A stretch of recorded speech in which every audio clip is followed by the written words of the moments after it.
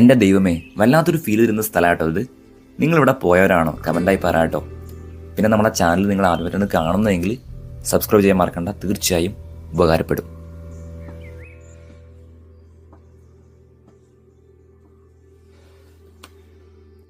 എണ്ണായിരം വർഷങ്ങൾക്ക് മുമ്പ് മനുഷ്യൻ ജീവിച്ചൊരു ഗുഹേൻ്റെ ഉള്ളിലാണ് ഞാനിപ്പോൾ ഉള്ളത്, എടക്കൽ കേവ്. ഇപ്പോൾ നമ്മൾ ആ കയറ്റം കയറിയിട്ടാണ് വന്നിരിക്കുന്നത്. ഇവിടെ ഒരുപാട് സ്റ്റെപ്സും കാര്യങ്ങളും വരുന്നുണ്ട്. അപ്പം നമ്മളിതാ അവിടെ നിന്നാണ് കയറി വന്നത്. എൻ്റെ അമ്മ, ഇവിടുത്തെ പാറേൻ്റെ ഒക്കെ സൈസ് നോക്കിക്കേ. ഹലോ ഫ്രണ്ട്സ്, നമ്മൾ ഇന്ന് വയനാട്ടിലെ അമ്പലവയലിലെ അമ്പുകുത്തി ഹിൽസിലുള്ള എടക്കൽ കേവാണ് കാണാൻ പോകുന്നത്. ഇവിടെയാണ് ടിക്കറ്റ് കൗണ്ടർ. ഇവിടേക്ക് വരാൻ വേണ്ടി തന്നെ 1 കിലോമീറ്റർ നടക്കണം കേട്ടോ. പിന്നെ 50 രൂപയാണ് ഒരാൾക്ക് ടിക്കറ്റ് ചാർജ് വരിക. അത് കഴിഞ്ഞ് നമ്മളൊരു മോഡറേറ്റ് റിസ്ക് ഉള്ള ട്രക്കിംഗ് ആണ് ചെയ്യാൻ പോകുന്നത്.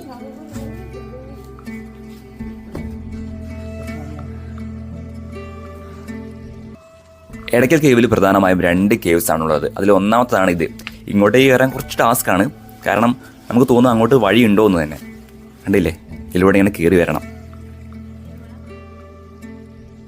രാവിലെയൊക്കെ ഇങ്ങോട്ട് ട്രക്കിങ്ങിന് വരികയാണെങ്കിൽ ലൈറ്റ് ആയിട്ട് എന്തെങ്കിലും കഴിച്ചിട്ട് മാത്രം കയറിയത് കേട്ടോ. പിന്നെ ഫസ്റ്റ് കേവ് കാണുന്ന കാഴ്ച ഇതാണ്. ഇനി നമ്മൾ സെക്കൻഡ് കേവിലേക്കാണ് പോകാൻ പോകുന്നത്.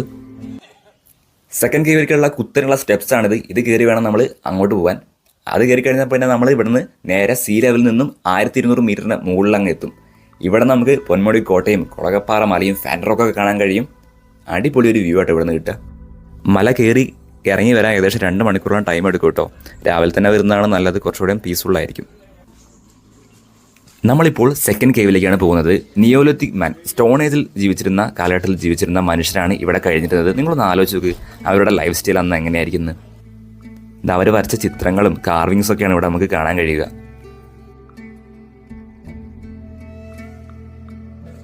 ഏകദേശം 30,000 വർഷത്തോളം പഴക്കമുണ്ട് കേട്ടോ ഇവിടുത്തെ പാറകൾക്കൊക്കെ. അന്ന് ഫോം ചെയ്തതാണ്. അന്നത്തെ ഭൂമി ഉൽക്കത്തിൽ പിളർന്നു വന്നതാണെന്ന് പറയപ്പെടുന്നുണ്ട്.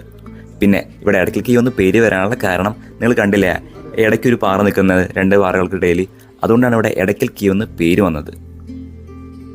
എന്താണ് എടക്കൽ കേവ് നമ്മൾക്ക് തരുന്നത് ചോദിച്ചാൽ, A journey through time and nature. അടുത്ത വീഡിയോയിൽ കാണാം.